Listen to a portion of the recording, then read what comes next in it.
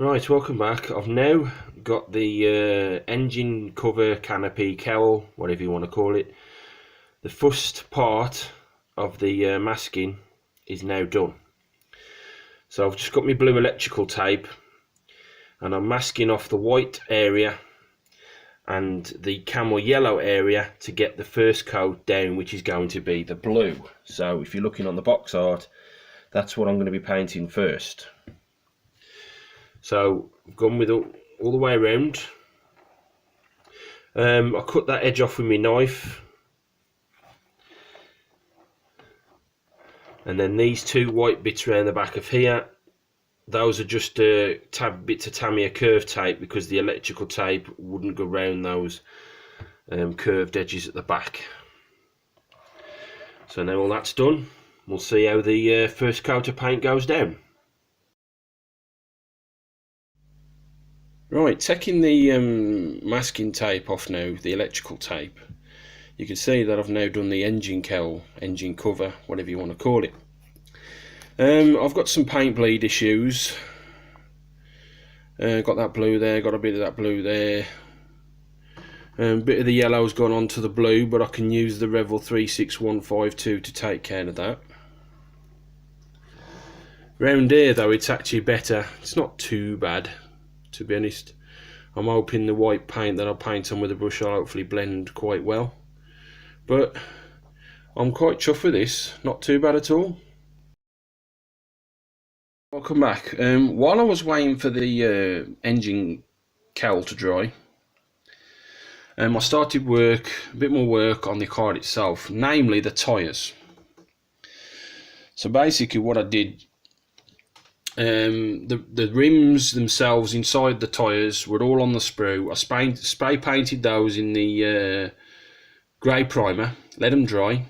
Then I spray painted them with the Halford's Gloss Black and then cut them off the sprue. Mounted them into the tyres, which was dead easy.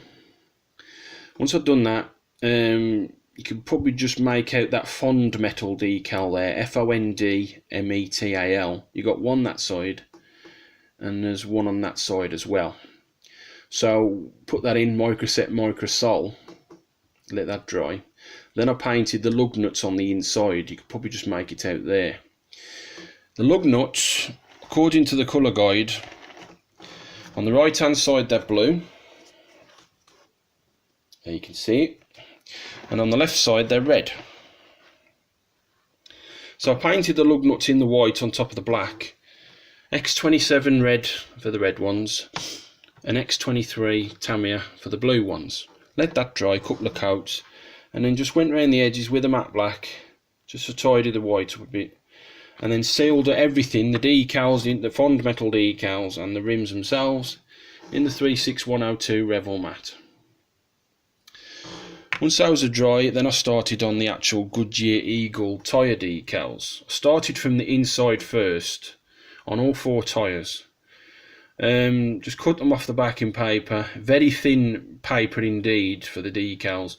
You put them right side up, push them down with your finger, smooth them down, get a bit of water, either a brush or your finger, rub it on, let it about 30 seconds to dry, and then the paper will come straight off. So these are looking really nice indeed. Once those are dry, I went back to the 36102, clear matte, and sealed those. Once all four had dried, I then turned the tyres over, did the same on this side. And as you can see, the tyres are all mounted. But my concern was for the front tyres, because of that wing, and you know, I put it in by mistake. But the good thing about these tyres, the actual axle pins or mounting pins are as long as the rim itself. On other motorsport builds, they're really small.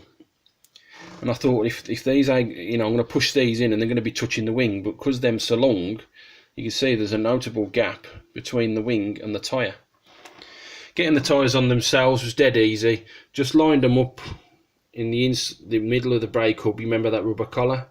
And you just put them on like that and then just twist it on them while you're pushing. And they've mounted on really well. I don't know if I can demonstrate the front tyres. You can see they still move. Still move freely. I'm quite chuffed with these indeed. So that's where I'm sitting at the moment. Alright, just another quick update. I've now tidied up where the paint bleed was on the engine cover. So you got the blue onto the white and the yellow onto the blue.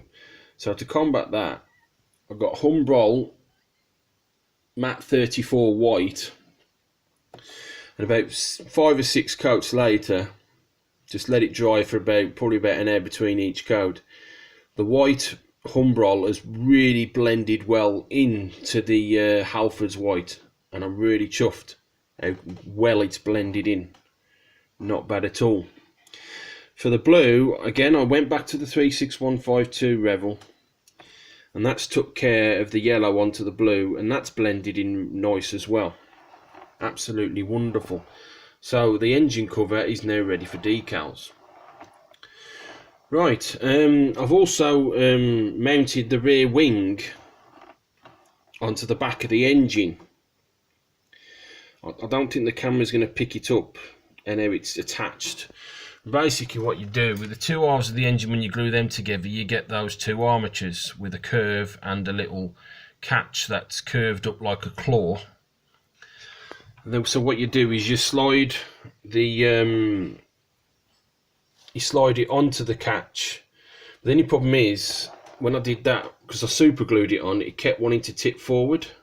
So what I did is I got this bit of sponge, wedged it between that electrical component box there and the wing like that, and just left it to dry, and that sponge stopped that from leaning forward. So I'll take that sponge away and you can see it's bob on, straight as a die.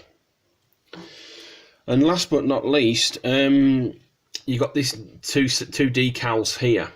You got number 20 and number 21. Originally I was going to mask this off, but I couldn't get the curve tape to curve that well. It wouldn't have it. So I put these decals on Microset Microsol, and I've glossed them with the Tamiya Clear Gloss X35. But if you put that against that, you can see the difference. The actual decal on the front is a bright yellow, and that's the camel yellow. So what I was thinking about doing was decanting some of the camel yellow into a pot and probably paint on top of that, so it will give me a reference what to paint on too. But I'm getting there. The home stretch is in sight. Right, welcome back. The helmet is all done now. So I went with the 80% size decals in the end. So you got this Arrow, Nigel Mansell Whiting and Camel with the blue. That's one half there, so that's one decal. Then you got the same on the other side, Arrow, Camel, Nigel Mansell, the blue. I blended it round the back here. It's not 100% perfect, but once this is mounted on top of the neck, this back part here is going to be leaning against the underneath of the airbox wall, so you're not really going to see it. So Microset Microsol sealed those. Then you got the top head part of the helmet design. I put it on, front part I'd smooth down, the back part would lift up. I'd smooth the back part down, the front half would lift up. So what I had to do for the helmet part, the top here, I had to reprint it and cut it in half. And I made a little slit there and one on the other side. So I put this half on first. Went down really well actually, not too bad. Microset Microsol. And then I did this side about 2 hours later. The trouble is, when I was blending this half to the other half, the Labatt's logo on the front here had come off. It must have been when I was using my fingers and the tweezers, and it's come off slightly. Some of it still remains, but unfortunately there's nothing I can do about that. But the one thing I like is the Bats logo there and there is still intact. And then what I did is I just got a bit of Revel Midnight Blue 36154 to top up around the edges, because some of the blue came off as well. So Microset Microsol sealed, then put the paint on, and it's not looking too bad. It ain't perfect. Then you've got the Renault Elf decal here for the visor. I painted the top of the visor in white so those would show up, and then Microset Microsol sealed and just topped it with a black underneath. I've also done the 2 Union Jack flags that go in front of the Nigel Mansell writing, and then this decal here, which could represent a sponsor as well as some air venting that goes into his face. The helmet's not perfect, but it's good enough for me. Right, welcome back. I've started the first phase of decaling, namely the line decals. It's like a 2-tone line. It's like 1 layer of white and 1 layer of red line. I thought I'd get this out of the way first because I thought this would be the hardest part, but to be honest, these line decals were fairly well behaved. They actually went down quite easy. So you've got the 2 side pods. You got this side, the left side pod there with the line decals going all the way down and round. Same on the other side. Then you've got the engine cover, engine cowl line, which was just 1 decal, and then you've got a little rounded edge at the back, both sides. Then you've got the monocoque airbox area. That was 1 continuous decal that wrapped all the way around each side and just above the head, where the head will go, the helmet. Then you've got the 4 decals, the line decals that surrounded this orange area with 20 and 21. So you had like a V shape for that one, and then you had one that went all the way around there on that half, and then you had to do the same for those to meet on this side. Then you've got the one on the nose here, which is for the Labatt's logos, and then you've got a decal that goes underneath the actual suspension hub. That was a bitch to get in because I had to line the paper underneath and draw it off, but I got it off with it. It took me a couple of minutes. So you got one there, and then they got the nose decal which goes all the way up the nose, and then you got like a 30-degree angle, and then it overlaps the one that goes underneath the brake hub both sides. Those are all microsol and sealed. So now it's time to start the serious work of the sponsor decals.